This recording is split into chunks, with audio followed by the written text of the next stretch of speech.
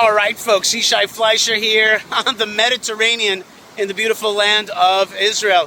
What a merit, what a schut it is to be part of this great time. Part of this great time is also God reaching out to the Gentiles and telling them that He's got a way for them as well. You know, Torah was given to the Jewish people at Sinai, but the time has come to also share it with the nations. So many people around the world want a Torah true pathway.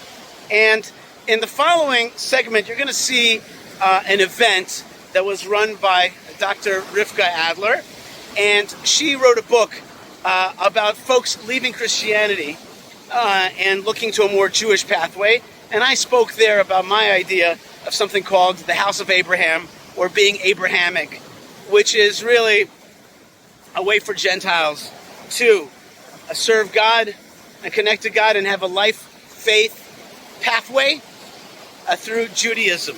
So, it's controversial, but it's exciting. It's a lot of fun. You're going to see a lot of people asking good questions. Before we get to that important video, then I want you to remember that in order to put out this kind of stuff, we need your support so much. So please go to fightforisrael.org and buymeacoffee.com/Yishai.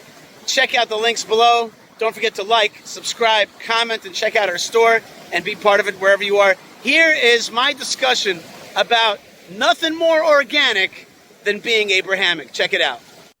First thing, Rivka, congratulations. A wonderful book and an important book, a contribution to the process of Geula, which you speak about.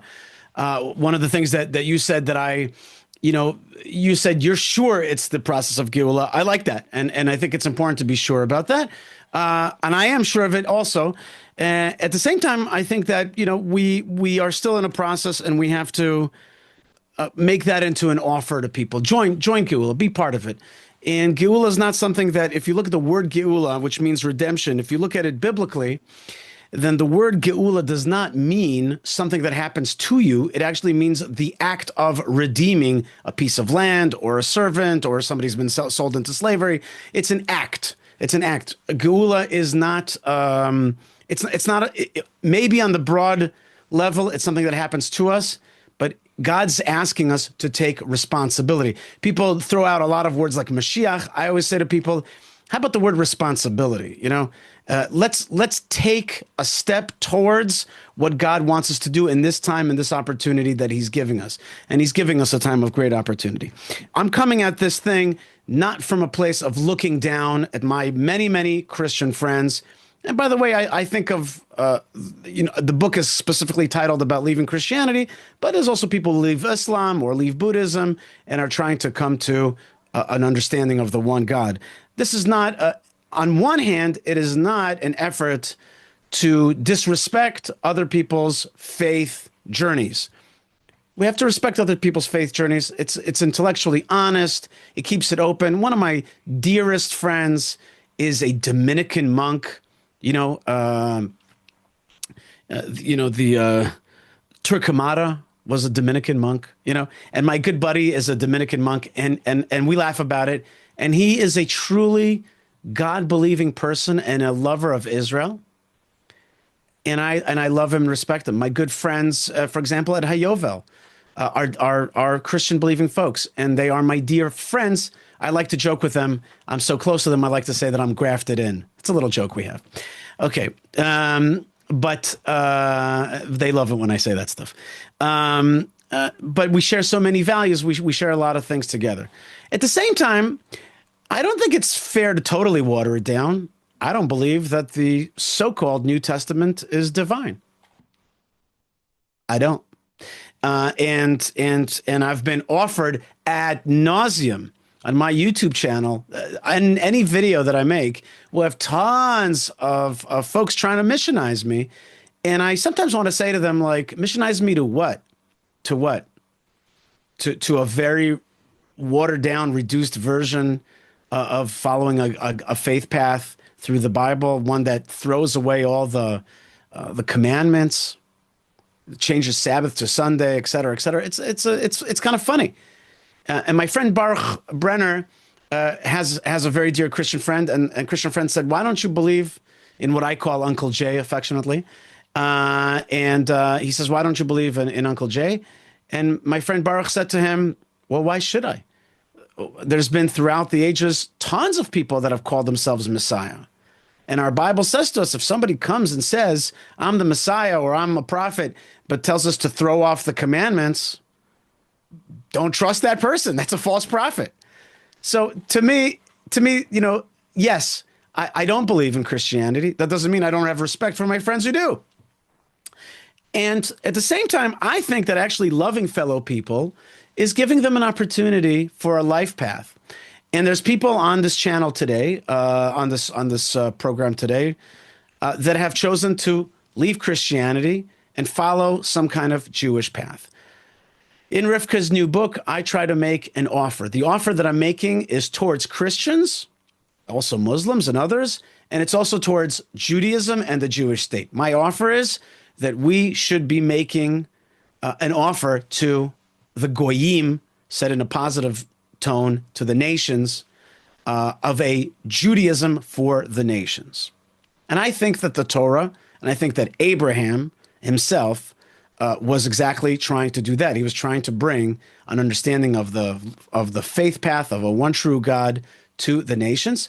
And now that we're back in the land of Israel, and now that Torah is flowing from Jerusalem, and now that the covenant is being shown on the world stage, and now that God is revealing his hand like in the 6-Day War, and we are in the period of the third temple, please God, it'll be soon.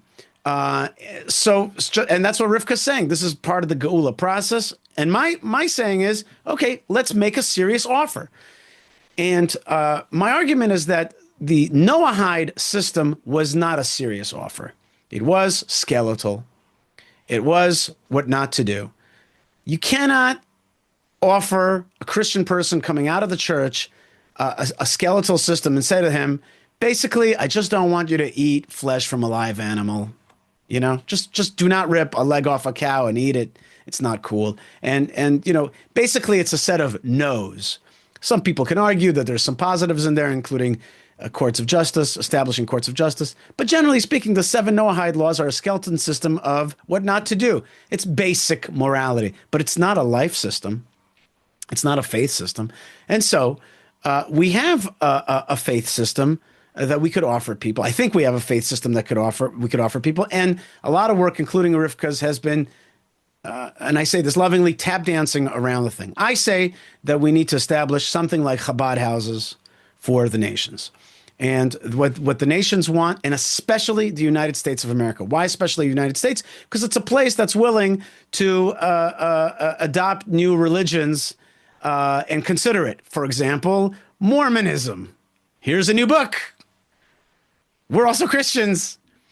By the way, parenthetically, a friend of mine said that one of the great ways to speak to Christians, if they give you a hard time about what they call the New Testament, be like, to me, as an Orthodox Jew, the New Testament is like to you, the Book of Mormon.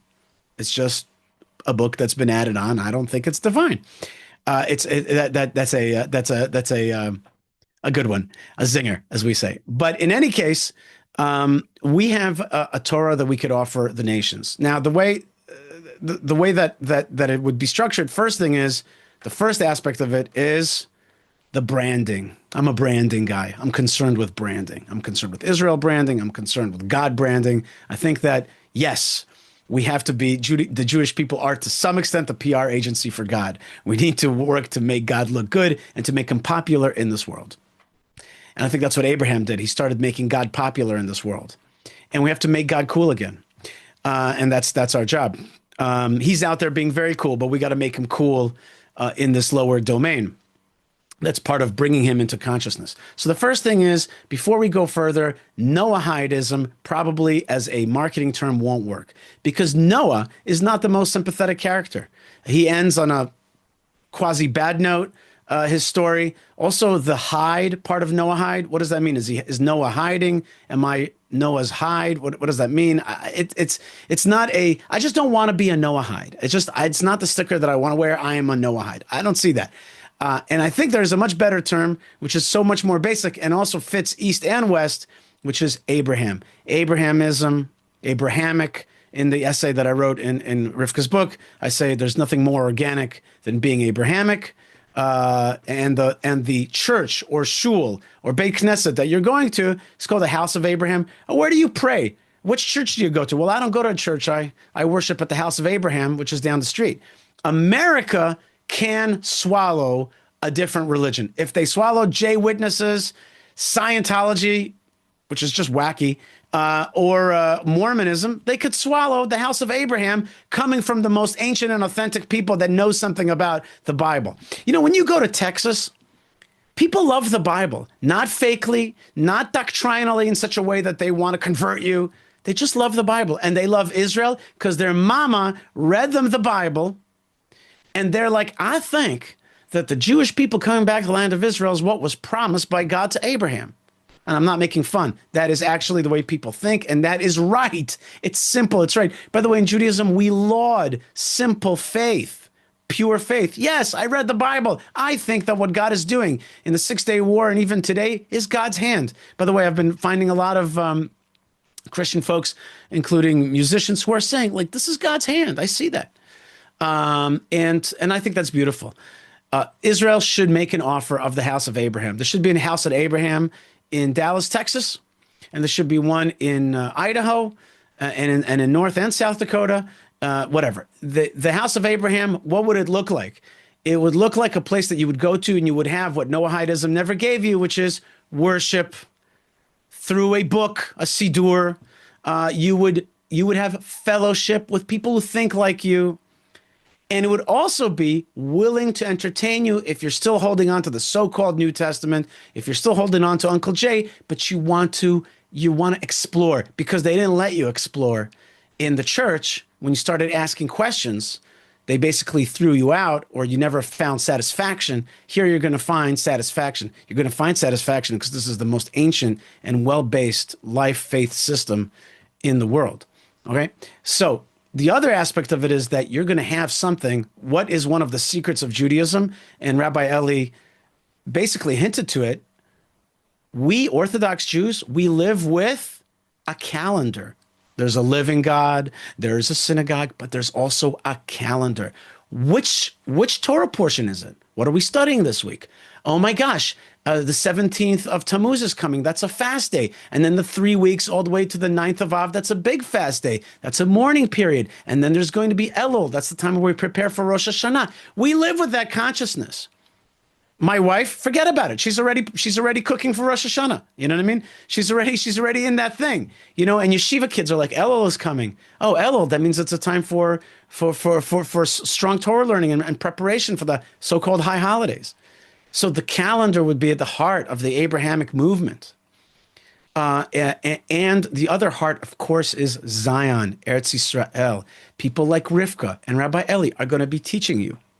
And Ari and Jeremy with the fellowship, they're going to be teaching it to you from Israel using this thing that we're on right now, which is, hello, the older ones of us can remember what a big deal like just live television was. I still remember being in my parents' bed when I was a kid in Israel and having black and white TV just from Egypt because there was nothing else to watch, okay? Okay, we are now doing a live conference from Jerusalem. Hashem is bringing this technology in the world so that we can teach Torah from Zion. That's what it's there for. It's not there for little cat videos. It's actually there for this. It's there for teaching Torah to the nations. The other side of the offer is for the state of Israel. And this may not be exactly for this forum because you guys who's listening today are spiritual seekers trying to find a life faith, a path. And that's the heart of it, which is individual people finding a path to God and Israel and the Jewish people offering you that without shame, fully, a system for fellowship and ritual, and of course a trip to Israel and Torah through this medium and the like. But I also want to make an offer to the state of Israel. Listen, beloved and much loved state of Israel, we have to have a thing that we offer. Okay. This is going to sound a little funny. I'm like a yoga guy. I do yoga once a week, and I've been doing yoga once a week or twice a week for years and years and years and years. It keeps me young and healthy, Baruch Hashem. But you know what? When you do yoga, somewhere inside you're like, I'm a little bit Indian, a little bit, this much. Like somewhere inside, I a little bit identify with that thing. If you like Guinness beer, right? You're like, somewhere inside of me is an Irishman. I'm a little bit Irish because I drink that Guinness beer, okay? And if you have a Czech car like I have, or a Czech gun, which I used to have, you're like I went to the Czech Republic. I'm like you guys. I have one of your guns and one of your cars, and I admire you guys, okay? And if you're, I don't know, like Van Gogh, and you're like, I'm a little bit Dutch, right? We have to have an offer to the nations, which is Israel's got something that you can be part of. This will make so many people more connected to Israel if they have an Israel religion. Now, my first target is Texas, because when you go to Texas, there's people just flying the Israeli flag. Just because truckers, I've seen trucks with the Texas flag and the Israel flag, okay? Because they feel it inside. They want to be connected to Israel. Now, imagine if they had down the street a house of Abraham that they went to worship, to connect to the both Jewish holidays and even the Israeli holidays, because you better darn believe that the House of Abraham is going to also celebrate Yom HaAtzmaut, Israel Independence Day, and Yom Yerushalayim, Jerusalem Day. It's going to give you that. It's going to give you that life faith path. You're going to be connected to a calendar. You're going to be connected to Zion. And you're going to probably find more satisfaction, which you have not found in church, because you've got questions. It doesn't quite make sense to you. Why were the commandments dissolved? Why is Saturday on Sunday, et cetera, et cetera, et cetera? Why do we have this weird tree in our house? That's seems like a little idolatrous during the winter months. What's that about? Et cetera, et cetera. Why are we celebrating Saturnalia, which is this, pagan holiday? It goes on and on and on. The point is that you're going to find fulfillment and satisfaction. And the state of Israel, like China, puts out these Confucius centers. Israel should be putting out these centers around the world. I want to give you just one more example, and then I'll stop here. I was through my good friends at Hayovel, I met these wonderful Mennonites. Okay, and they're an offshoot of what's it called? No, the Dutch, whatever. I forgot it right now. You know what I'm talking Amish. about? Amish, thank you. And so they're an offshoot of that. And I'm like, where do you guys live? They're like, Ohio. I'm like, well, how far from Cleveland? They're like, well, an hour and a half. I'm like, have you ever met with the Jewish community of these are pro-Israel Mennonites, which is itself a revolution. I said, have you ever met with the giant Cleveland Jewish community? They're like, no, they never reach out to us. They never talk to us. Not about God, not about anything. So clearly the Cleveland Jewish community, which is very respected, and I have a lot of friends there, and they're an important community. They've never reached out to the Goyim. Maybe because they're the people that live amongst the Goyim. So basically, the controlling doctrine is Americanism and Jefferson and Madison and the Jewish person just exists within that whole society. But as Israel, we want to reach out to the Gentiles and give them Torah. The time has come. So many Gedolim are saying it, and I'm just saying, let's take another step. Let's do something so American. Let's franchise it. Okay, let's make it into a franchise. Let's make it clear to people. Give them a life, faith direction. Give them a calendar. Tell them to face Jerusalem when they pray. Tell them what Torah portion it is this Saturday. Learn with them the Bible. Wow. And they're going to thank you because you're now being honest and open. And they're going to say to us, God is doing great things with you. And we're going to say back, indeed, God is doing great things with us and with you, our partners as well. Rivka, thanks again so much. Thank you so much, Yishai. I really appreciate you being here with us. Okay, there's a lot of people are mentioning cities that they would like to see a House of Abraham in. So there's a lot of work to be done there. All right, is there anybody who would like to ask a question of any of our panelists? Now's the time. Yeah, I want to ask Yishai Fleisher. You mentioned that Judaism is the most ancient system. Is it more ancient than Buddhism and Hinduism? Good question, and I thought about it as I was saying it. Probably not. The Chinese systems are very, very old, but we're talking about in the monotheistic systems of Abraham, and it doesn't matter. We're not here. The point there is that people today are looking for authenticity. That's what people want. People are looking in a paradoxical way in the world of AI, where truth has become very, very malleable. People are actually looking for authenticity. And all I meant to say is this is a system that's 3,700 years old. It's really, really old. By the way, there is something like outside of Judaism, one of the books that I most respect is the Tao Te Ching, which is, Taoism. And I think there is deep stuff in the Asian traditions. And in fact, the great story about a guy standing on one foot coming to Rabbi Hillel and Rabbi Shammai and asking them to convert him, I actually read that as somebody from the East coming with a yoga tradition, being like, I've mastered standing on one foot. Now can we graft Torah into whatever I already know? And Shammai's like, no, you got to do a clean slate. And Hillel's like, no, I can work with you. And his answer is very, very karma. It's like Judaism is karma. Here's the language that you understand.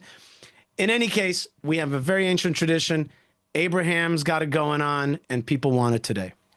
Thank you. I'd like to invite DNC Zoom. I don't know. You can unmute yourself, please. And I don't know what your real name is. I'm guessing that isn't it. Hi, I'm Judith. I am from the Netherlands. And here in the Netherlands, we have an organization called Dutch Noachide Community. And we organize meetings mostly through Zoom, but also live on location, sometimes for Dutch-speaking Noachides. We have a group of about 40 people that are members of our group.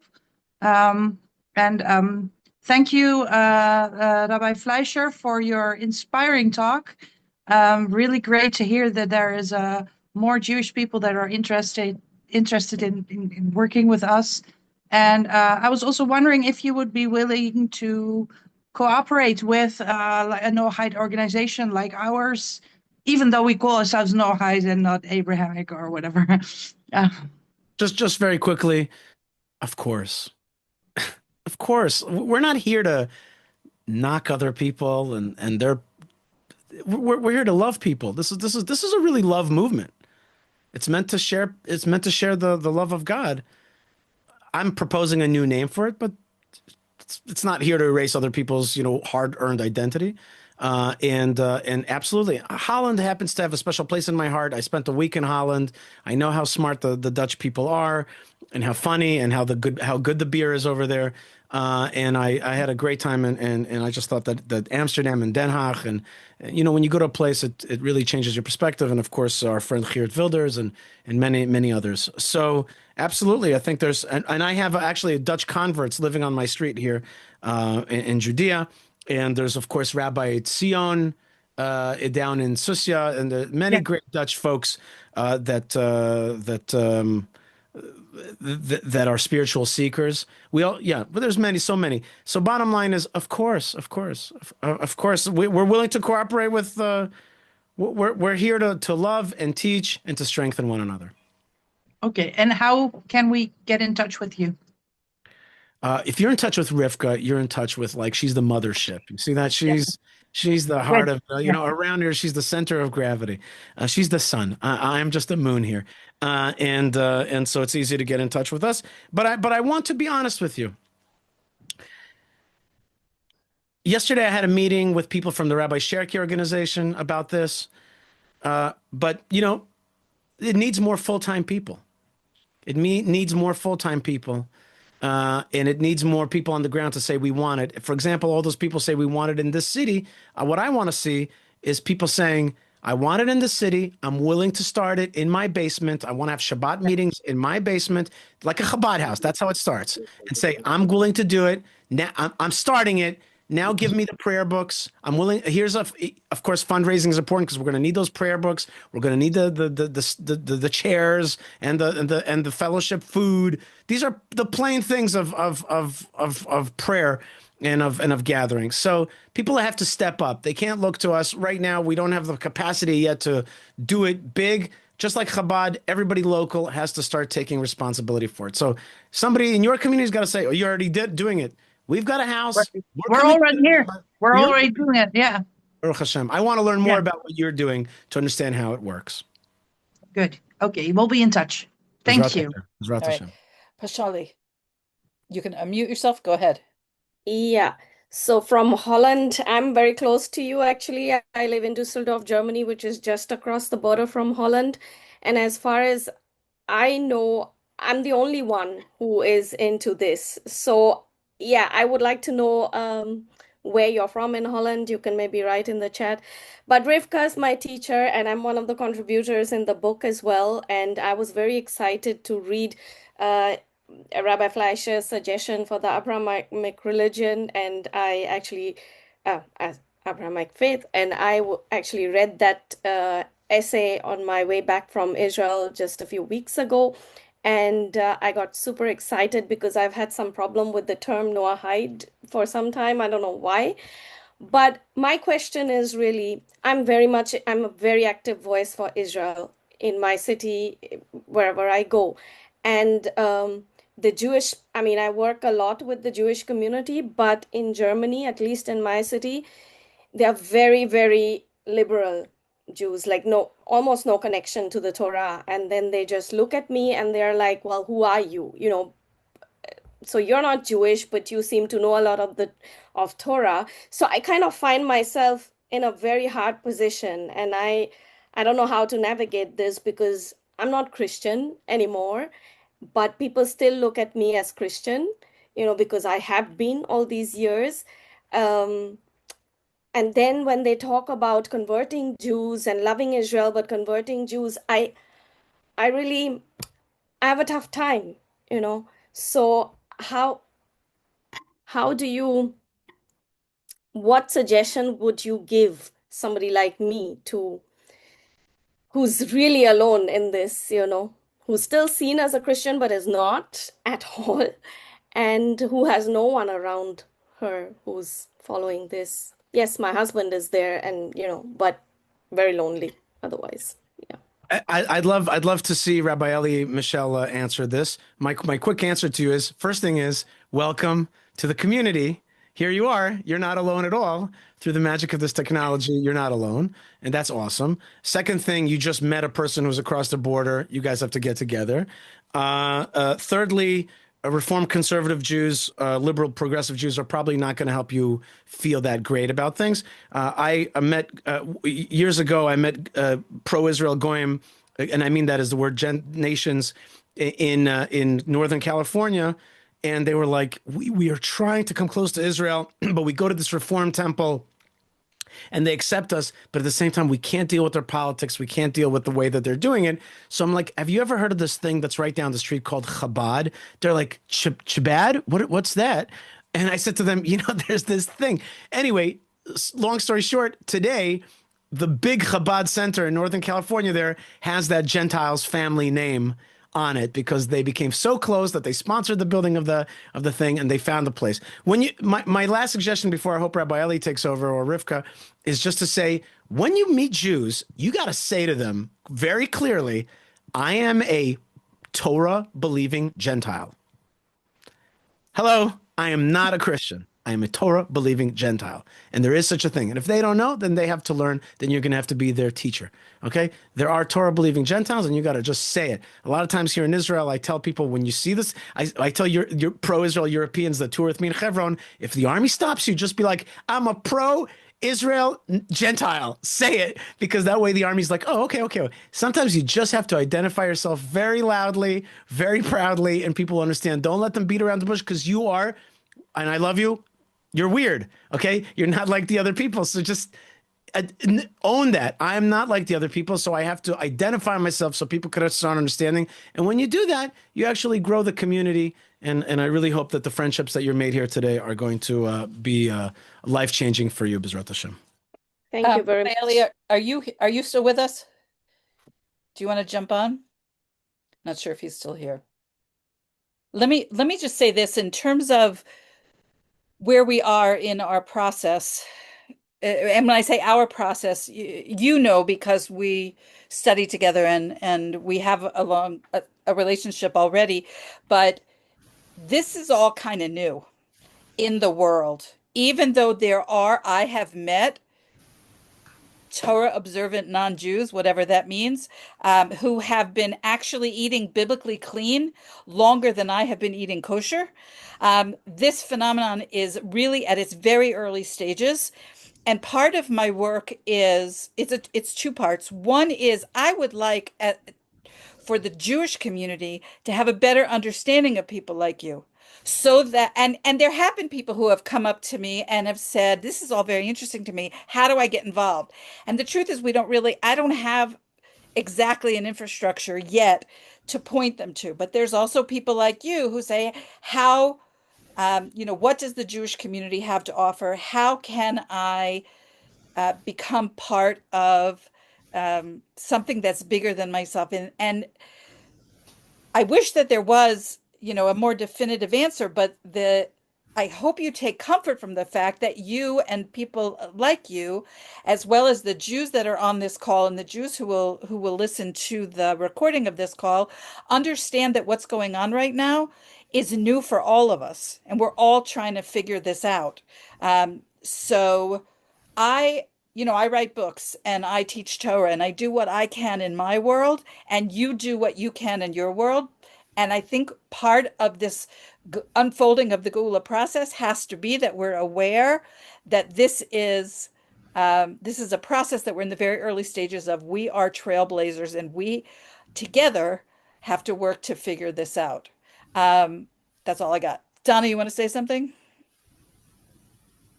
Yeah, I was just going to stand in for Rabbi Ellie because I work with Israel 365 and have for a decade now, which is amazing. Rivka and I met each other there 10 years ago, and they are actually in the process of developing what they're calling Israel 365 centers. They have one in Dallas, they have one in Chicago, they have one in a few different places. And so everybody who is interested in participating in that, you can send me a message, Donna at Israel365.com, and let us start trying to plow this ground as well. So that's summing up in a much less eloquent way what Rabbi Ellie would have said.